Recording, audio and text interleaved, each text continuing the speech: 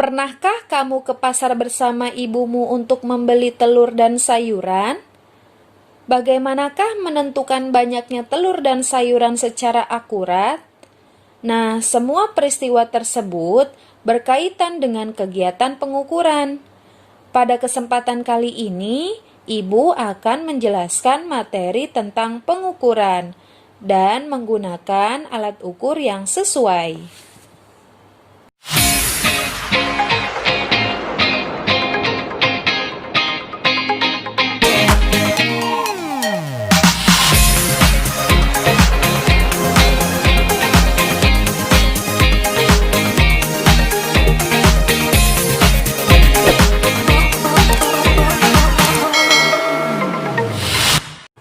Assalamualaikum warahmatullahi wabarakatuh.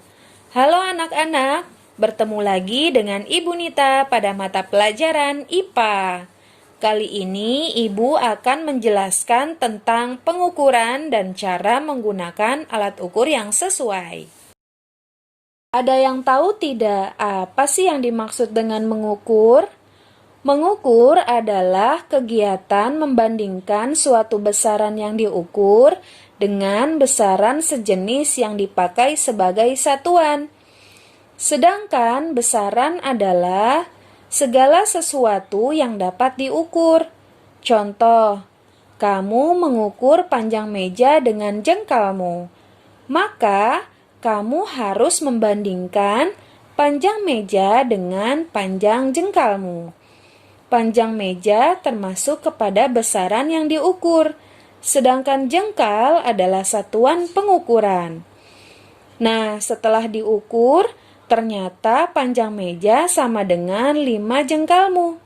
Panjang termasuk besaran, 5 termasuk nilai, dan jengkal termasuk satuan. Selanjutnya adalah satuan. Satuan terbagi kepada 2, yaitu satuan tidak baku dan satuan baku. Satuan tidak baku adalah satuan yang memiliki nilai berbeda-beda dan tidak diakui secara internasional. Contohnya yaitu jengkal, depa, hasta, kaki, dan lain-lain. Misal, ketika kamu dan adikmu mengukur meja dengan jengkal, maka hasil pengukurannya akan berbeda-beda, karena jengkal kamu lebih besar dibandingkan adikmu. Maka pengukuran ini disebut sebagai pengukuran tidak baku. Selanjutnya adalah satuan baku. Satuan baku adalah satuan yang disepakati bersama untuk semua orang. Pada tahun 1960, satuan baku ditetapkan melalui Konferensi Umum ke-11 tentang berat dan ukuran. Sistem metrik diresmikan sebagai sistem internasional atau SI. Contoh satuan baku adalah sentimeter, kilogram, detik, dan lain-lain. Contoh satuan baku adalah ketika kalian mengukur panjang buku dengan penggaris. Nah, contoh hasil pengukurannya adalah panjang buku yaitu 30 cm. Maka panjang termasuk besaran, 30 nilai, dan sentimeter adalah satuan baku. Selanjutnya adalah pengukuran. Pengukuran terbagi kepada 2, yaitu pengukuran langsung dan pengukuran tidak langsung. Pengukuran langsung adalah pengukuran menggunakan alat ukur sehingga bisa diperoleh hasil pengukuran secara langsung. Contohnya adalah kamu bisa langsung mengukur diameter pohon dengan meteran pita. Nah, bagaimana ya dengan pengukuran tidak langsung?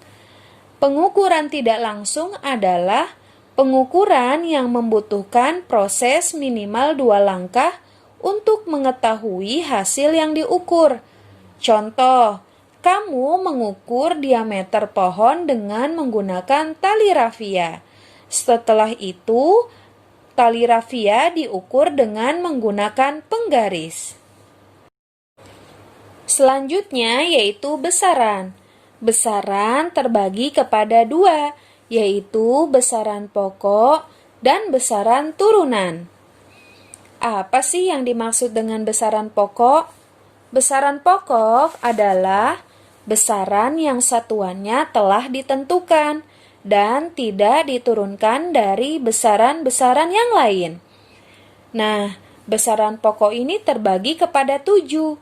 Biasanya ibu singkat menjadi PWI Sukamaju, di mana P adalah panjang, satuan internasionalnya adalah meter, W itu yaitu waktu, satuan internasionalnya sekon, I intensitas cahaya, satuannya kandela, suhu, satuan internasionalnya Kelvin, K kuat arus, satuannya ampere, massa, satuannya kilogram, dan jumlah zat, satuannya mol. Untuk kelas 7, besaran pokok hanya dibahas 3 besaran, yaitu panjang, massa, dan waktu. Besaran turunan adalah besaran yang diturunkan dari besaran-besaran pokok. Contohnya yaitu volume, luas, konsentrasi larutan, dan laju pertumbuhan. Demikianlah yang dapat Ibu sampaikan. Sampai ketemu di video selanjutnya. Wassalamualaikum warahmatullahi wabarakatuh.